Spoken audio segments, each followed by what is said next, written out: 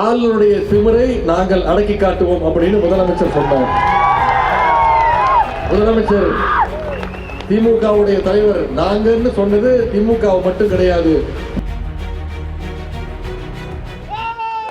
நாம ரெண்டு பேரும் நாம அனைவரும் கிட்டத்தட்ட ஒரே குடும்பத்தை சேர்ந்தவர்கள் தான். என்னுடைய சொந்த குடும்ப நிகழ்ச்சிக்கு வந்திருக்கக்கூடிய அந்த உரிமையோடு அந்த பெருமையோடு இந்த நிகழ்ச்சிக்கு நான் வந்திருக்கிறேன். அதே உணர்வோடு தான் சகோதரர் ராஜ்கவுண்டர் அவர்கள் தன்னுடைய இயக்கத்திற்கு திராவிடன் என்ற பெயரை இன்றைக்கு வைத்திருக்கிறார். அதற்கு முதல்ல என்னுடைய பாராட்டுகள், வாழ்த்துக்கள். ஏன்னா திராவிடம் என்ற பெயர் வைக்கிறது அது இந்த காலத்தில் வைக்கிறது அவ்வளவு சுலபம் கிடையாது. திராவிடம் என்ற பெயரை கேட்டாலே டெல்லியிலிருந்து பல உருட்டல் மிரட்டல்கள்லாம் வரும். இங்க இருக்கக்கூடிய லோக்கல் சங்கிங்கெல்லாம் ஏதாச்சும் அவதூறுகள் வன்மங்களை எல்லாம் பரப்புவாங்க. ஆனா இதற்கெல்லாம் முத்தமிழர் கலைஞர் அவர்கள் அப்பொழுதே ஒரு பதில் சொல்லிவிட்டார். கலைஞர் சொன்ன வார்த்தை நாம் மொழியால் தமிழர்கள், இனத்தால் திராவிடர்கள், நாட்டினால் இந்தியர்கள் என்று கலைஞர் சொன்னது. அதைவிட இன்னும் பெருமையாக நம்முடைய இனமான பேராசிரியர் அவர்கள் சொன்ன ஒரு வார்த்தை,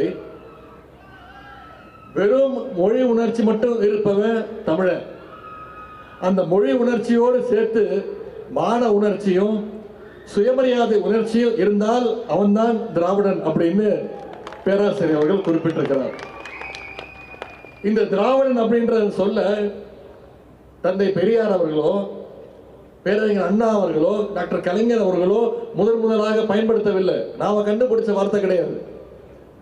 1856ஆம் வருடம் திரு கால்டுவெல் அவர்கள் தென்னிந்திய மொழிகளை ஆய்வு செஞ்சு ஒரு புத்தகம் எழுதினார். அந்த புத்தகத்துடைய தலைப்பு திராவிட மொழிகளுடைய ஒப்பிலக்கணம் அப்படின்ற அந்த தலைப்பு.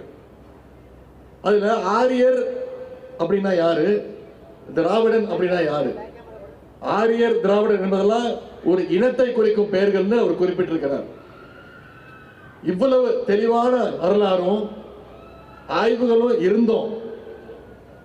இன்றைக்கும் நம்மளை வேண்டுமென்றே சில சங்கிங்க இந்த திராவிடன்ற வார்த்தைக்கு பல கலங்கங்களை கற்பிக்கிறாங்க, குழப்பத்தை ஏற்படுத்துறாங்க. முன்னாடி சங்கிங்க மட்டும்தான், இங்க இருக்கக்கூடிய லோக்கல் சங்கிங்க மட்டும்தான் இதை செஞ்சிட்டு இருந்தாங்க. ஆனா இன்னைக்கு ஆளுநரே அந்த வேலையில இறங்கி இருக்கிறார். சென்ற வாரம் தமிழ்நாட்டுடைய ஆளுநர் திரு ஆர் என் ரவி அவர்கள் ஒரு நிகழ்ச்சியில் பேசும்பொழுது குறிப்பிட்டு பேசுறார், திராவிடம்ங்கிற வார்த்தை ஒரு கற்பனையான வார்த்தை, திராவிடம்ங்கிறது ஒரு கற்பனை சொல் அப்படின்னு ஆளுநர் திரு ரவி அவர்கள் பேசியிருக்கிறார். சில ஆண்டுகளுக்கு முன்பு இதே ஆளுநர் சொன்னார், திராவிடம்ங்கிறது ஒரு காலாவதியான ஒரு கொள்கை அப்படின்னு சொன்னார் திரு ரவி அவர்கள். அதனால்தான் நம்முடைய முதலமைச்சர் அவர்கள் 4 நாட்களுக்கு முன்பு இதே ஈரோடுக்கு பயணம் மேற்கொண்ட பொழுது சவால் விட்டார். என்ன தெரியுமா சொன்னாரு? இதே ஈரோட்டில் பேசும்பொழுது ஆளுநருடைய திமிரை நாங்கள் அடக்கி காட்டுவோம் அப்படின்னு முதலமைச்சர் சொன்னார்.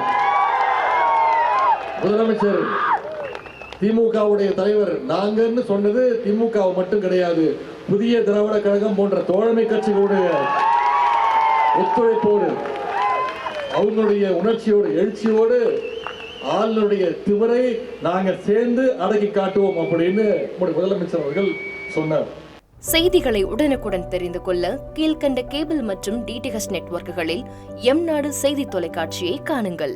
பாதகம் செய்பவரை கண்டால் நாம் பயம் கொள்ளலாகாது பாப்பா, மோதி மிதித்துவிடு பாப்பா, அவர் முகத்தில் உமிழ்ந்து விடு பாப்பா. அண்மை செய்திகளை உடனுக்குடன் தெரிந்து கொள்ள இணைந்திருங்கள் எம்நாடு தொலைக்காட்சியுடன்.